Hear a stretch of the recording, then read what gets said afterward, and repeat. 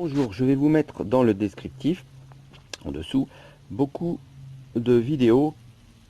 Je les ai toutes vues et elles sont très éducatives. Vous allez apprendre beaucoup sur tous les mensonges qu'on vous a fait dans l'école laïque. Vous allez comprendre que l'école laïque, en fait, c'est une contre-église religieuse qui s'acharne contre le catholicisme. C'est une très bonne critique du siècle des Lumières, de tout ce retournement de situation, hein, où les valeurs d'en haut ont été mises en bas, et les valeurs d'en bas ont été mises en haut. Ça illustre bien aussi la falsification de l'histoire de France, avec une réécriture républicaine anti-catholique. Avant ça, il faut que je vous explique quelque chose. Bon, toutes les personnes qui ont fait ces vidéos, vous allez beaucoup apprendre, mais il y a quelque chose qu'elles n'ont pas compris. Peut-être pas toutes, mais enfin beaucoup. Beaucoup en parlent. Donc ils se disent catholiques, mais ils pensent qu'il y a encore des prêtres aujourd'hui. En général, bon, ce sont ce qu'on appelle traditionalistes catholiques. Donc il y a une thèse qui a été inventée qui s'appelle mater formalitaire. Ça concerne le pape. Donc parce que toutes ces personnes donc reconnaissent que François, qu'ils appellent pape, prêche de mauvaises choses, donc ils ne lui obéissent pas, mais ils le reconnaissent quand même comme étant le pape. Donc il s'est battu une thèse qui s'appelle mater formalitaire sur ça, c'est-à-dire ils reconnaissent un pape matière, mais pas formalitaire, pas dans la forme. C'est-à-dire on peut donc le reconnaître comme pape, mais ne pas lui obéir. Donc c'est hérétique. Voilà, c'est une marionnette. Et cette thèse, ça considère le pape comme une marionnette qui serait matière sans la forme. Marionnette vidée de sens. C'est ma main qui anime la marionnette. C'est la franc-maçonnerie qui anime François.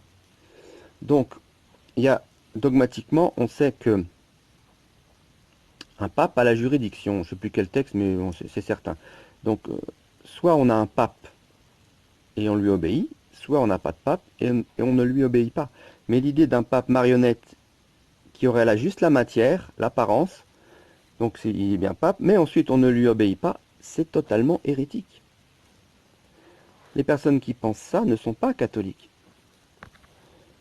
Non, non, non, non, non. Dogmatiquement aussi, on sait que un pape qui devient apostat perd tous ses droits ipso facto. C'est logique, quelqu'un qui est apostat ne peut pas être à la tête de l'Église. C'est la bulle cum ex apostolatus.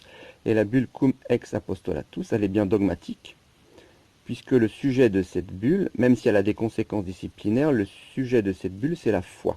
Et le pape est infaillible en foi et en mœurs. Hein. Ça aussi, c'est dogmatique. La thèse mater formalitaire, c'est hérétique. Donc, autre explication de mots, le sédévacantisme. C'est de dire que le siège de Rome est vacant.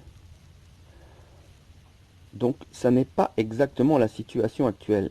Si c'était ça, donc c'est dire vacant, il n'y a plus de pape.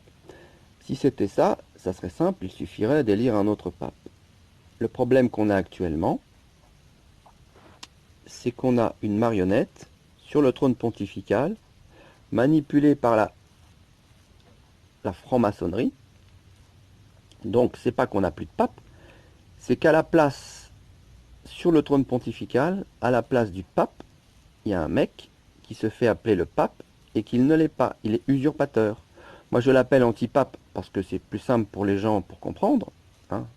Le vrai pape, antipape, tout le monde comprend que l'antipape c'est pas le vrai pape. Mais c'est pas exactement un antipape. Le vrai terme c'est un chef, c'est le chef de la synagogue de Satan. C'est le chef de la secte conciliaire de Vatican II. Mais il n'est plus pape, il n'est pas pape du tout, il ne l'a jamais été. Donc ce n'est certainement pas un pape matière, non formel, qu'on pourrait reconnaître comme pape en apparence et ne pas lui obéir. C'est rien du tout. Il est le chef de la synagogue de Satan. Point barre. Donc on ne doit pas le reconnaître comme étant le pape, parce qu'il ne l'est pas dogmatiquement. François n'est pas le pape de la Sainte Église catholique.